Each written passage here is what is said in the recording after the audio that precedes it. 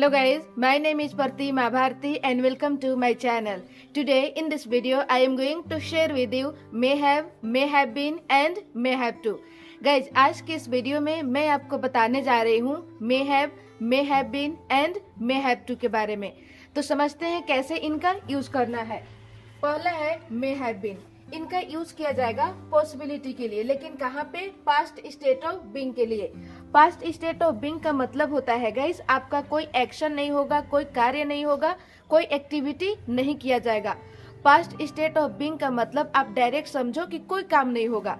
जैसे यहाँ पे एक सेंटेंस है, शायद वो कल रात कमरा में होगी। शायद वो कल रात कमरा में होगी, ऐसा पॉसिबिलिटी है। आप प्रेजेंट टाइम में खड़ा होकर पास्ट के बारे में ऐसा अंदाजा लगा रहे हो स्टेट ऑफ बीइंग के लिए कि शायद वो कल रात कमरा में होगी। आप यहाँ पे श्योर नहीं हो, आप प्रेजेंट टाइम में खड़ा हो और आप प्रेजेंट टाइम में खड़ा होकर ऐसा अंदाजा लगा रहे हो, गेस कर रहे हो, आपका अनुमान है। यहाँ तक क्लियर है। अब हम देख लेते हैं इसका स्ट्रक्चर। सबसे पहले यूज कर देना है subject plus may have been. All subject के साथ आपको यूज कर देना है मे हैव बीन, चाहे सब्जेक्ट आपका सिंगुलर हो या प्लूरल हो। ऑल सब्जेक्ट के साथ आपको लगाना है may have been plus state of being वाला वर्ड। क्लियर है? देखते हैं एग्जाम्पल। एग्जाम्पल है, शायद वह कल रात कमरा में होगी, ऐसा आपका अंदाजा है, ऐसा आपका गेस है। आप यहाँ पे श्योर नहीं हो। यदि आप श्योर होते तो आप बोलते she was in the room last night. She was in the room last night. वो कमरा में होगी पास्ट टाइम में, लेकिन यहाँ पे आप श्योर नहीं हो, आप ऐसा अंदाजा लगा रहे हो। तो सबसे पहले गाइस, अकॉर्डिंग टू स्ट्रक्चर आपको लगा देना है सब्जेक्ट। सब्जेक्ट है वह, यानी शी। इसके बाद लगा देना है may have been. May have been plus state of being वाला वर्ड। कहाँ होगी? कमरा में। In the room. In the room. कल रात लास्ट नाइट। शायद वो कल रात कमरा में होगी। She may have been in the room last night. अगला सेंटेंस है, शायद कल वह लड़का उसके साथ होगा। ऐसा आप अंदाजा लगा रहे हो, ऐसा आपका अंदाजा है, ऐसा आप गेस कर रहे हो कि शायद वो लड़का उसके साथ होगा। आप श्योर नहीं हो। तो सबसे पहले गाइस लगा देना है सब्जेक्ट। सब्जेक्ट है वो लड़का, यानी दैट बॉय। इसके बाद लगा देना है may have been. May have been plus state of being वाला वर्ड, उसके साथ होगा। With her. कल एस्टरडे। शायद कल वो लड़का उसके साथ होगा। That boy may have been with her yesterday.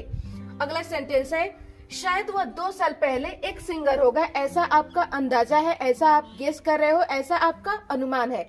आप यहाँ पे श्योर नहीं हो कि शायद वह 2 साल पहले एक सिंगर होगा। तो सबसे पहले सब्जेक्ट। सब्जेक्ट है वह, यानी ही। इसके बाद लगा देना है may have been. May have been plus state of being वाला वर्ड। क्या होगा? एक सिंगर होगा। A singer. 2 साल पहले, 2 years ago। शायद वो 2 साल पहले एक सिंगर होगा। He may have been a singer 2 years ago। ये हो गया गाइस may have been का यूज पॉसिबिलिटी के लिए, लेकिन कहाँ पे? पास्ट स्टेट ऑफ बीइंग के लिए। ये आपका क्लियर है। अगला है may have been plus verb की फोर्थ फॉर्म। ये भी यूज किया जाएगा पॉसिबिलिटी के लिए। इसका सिचुएशन समझते हैं। जैसे मान लो यहाँ पे एक सेंटेंस है, शायद कल रात वो लड़का स्मोकिंग कर रहा होगा। ऐसा आप प्रेजेंट टाइम में होकर पास्ट के बारे में अंदाजा लगा रहे हो कि शायद वो लड़का स्मोकिंग कर रहा होगा पास्ट टाइम में। आप यहाँ पे श्योर नहीं हो, आप प्रेजेंट टाइम में खड़ा हो और आप प्रेजेंट टाइम में खड़ा होकर पास्ट के बारे में कंटिन्यूटी एक्शन के लिए आप ऐसा अंदाजा लगा रहे हो, गेस कर रहे हो, आपका ऐसा अनुमान है। तो देख लेते हैं स्ट्रक्चर। सबसे पहले लगा देना है subject plus may have been plus verb की fourth form and then object. ये हो गया आपका स्ट्रक्चर। एग्जाम्पल है, शायद कल रात वो लड़का स्मोकिंग कर रहा होगा, ऐसा आप गेस कर रहे हो। तो सबसे पहले सब्जेक्ट। सब्जेक्ट है वो लड़का, यानी दैट बॉय। इसके बाद लगा देना है may have been. May have been plus verb की फोर्थ फॉर्म। वर्ब है स्मोकिंग करना, स्मोकिंग, कल रात, लास्ट नाइट। शायद कल रात वो लड़का स्मोकिंग कर रहा होगा। That boy may have been smoking last night. अगला सेंटेंस है शायद कल मेरी डॉटर चाय बना रही होगी, पास्ट टाइम में कंटिन्यूटी एक्शन वाला। आप यहाँ पे अंदाजा लगा रहे हो, गेस कर रहे हो। तो सबसे पहले सब्जेक्ट, सब्जेक्ट है मेरी डॉटर यानी माई डॉटर। इसके बाद यूज करना है may have been, may have been plus verb की फोर्थ फॉर्म। वर्ब है चाय बनाना, मेकिंग टी, कल, एस्टरडे। शायद कल मेरी डॉटर चाय बना रही होगी। My daughter may have been making tea yesterday. अगला सेंटेंस है शायद कल आपका बेटा पढ़ रहा होगा। पास्ट टाइम में कंटिन्यूटी एक्शन के लिए आप यहाँ पे अंदाजा लगा रहे हो कि शायद कल आपका बेटा पढ़ रहा होगा, ऐसा अनुमान लगा रहे हो, ऐसा आपका गेस है। तो सबसे पहले सब्जेक्ट, सब्जेक्ट है आपका बेटा यानी योर सन।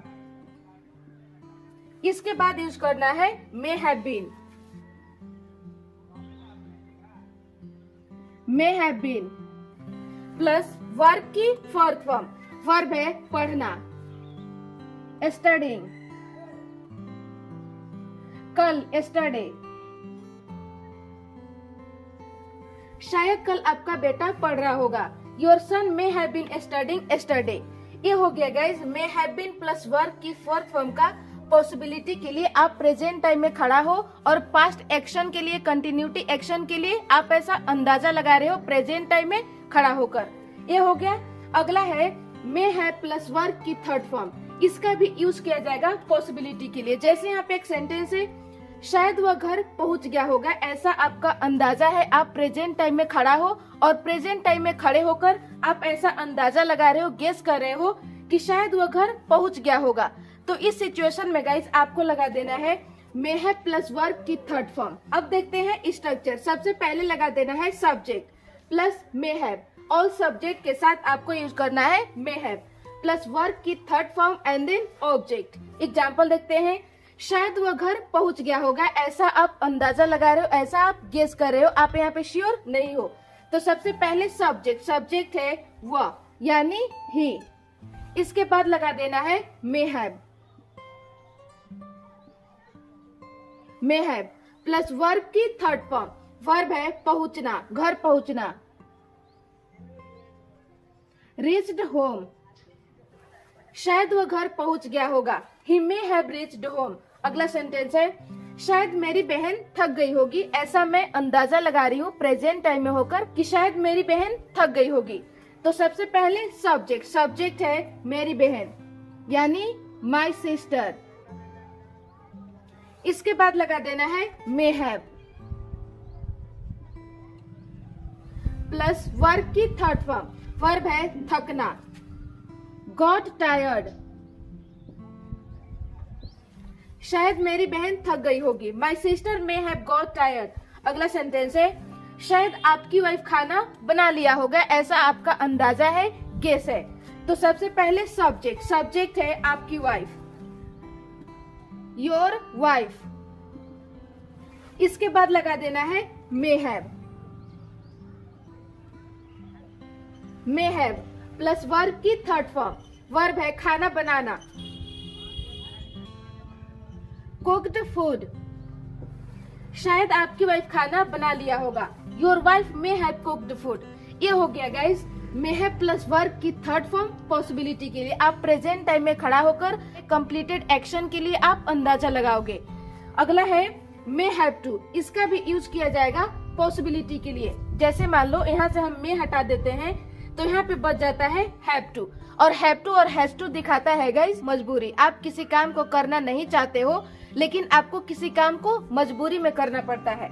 जैसे एक सेंटेंस है मुझे वहाँ जाना पड़ सकता है, ऐसा पॉसिबिलिटी है 50-50% चांस है कि मुझे वहाँ जाना पड़ सकता है। आप ऐसा अंदाजा लगा रहे हो, आपका ऐसा गेस है कि मुझे वहाँ जाना पड़ सकता है। तो देख लेते हैं स्ट्रक्चर। सबसे पहले सब्जेक्ट इसके बाद मे हैव टू और सब्जेक्ट के साथ आपको लगा देना है may have to plus verb की first form and then object. Example है मुझे वहां जाना पड़ सकता है, तो सबसे पहले गाइस अकॉर्डिंग टू स्ट्रक्चर आपको लगा देना है सब्जेक्ट। सब्जेक्ट है आई, इसके बाद यूज कर देना है may have to. May have to plus verb की फर्स्ट फॉर्म, वर्ब है जाना, वहां गो देयर, मुझे वहां जाना पड़ सकता है, I may have to go there. अगला सेंटेंस है आपको चाय बनाना पड़ सकता है, ऐसा पॉसिबिलिटी है, ऐसा आप गेस कर रहे हो प्रेजेंट टाइम में खड़ा होकर, आप प्रेजेंट टाइम के लिए ही ऐसा आप अंदाजा लगा रहे हो, गेस कर रहे हो कि आपको चाय बनाना पड़ सकता है मजबूरी में। तो सबसे पहले यूज कर देना है सब्जेक्ट। सब्जेक्ट है यू, इसके बाद लगा देना है may have to. May have to plus verb की फर्स्ट फॉर्म, वर्ब है चाय बनाना यानी मेक टी, आपको चाय बनाना पड़ सकता है, you may have to make tea. ये हो गया गाइस मे हैव टू का यूज पॉसिबिलिटी के लिए, मजबूरी के लिए। तो बस गाइस आज के लिए इतना ही, मिलती हूँ नेक्स्ट वीडियो में। और ये वीडियो आपको कैसा लगा आप कमेंट सेक्शन में अपना फीडबैक जरूर दें। Thank you.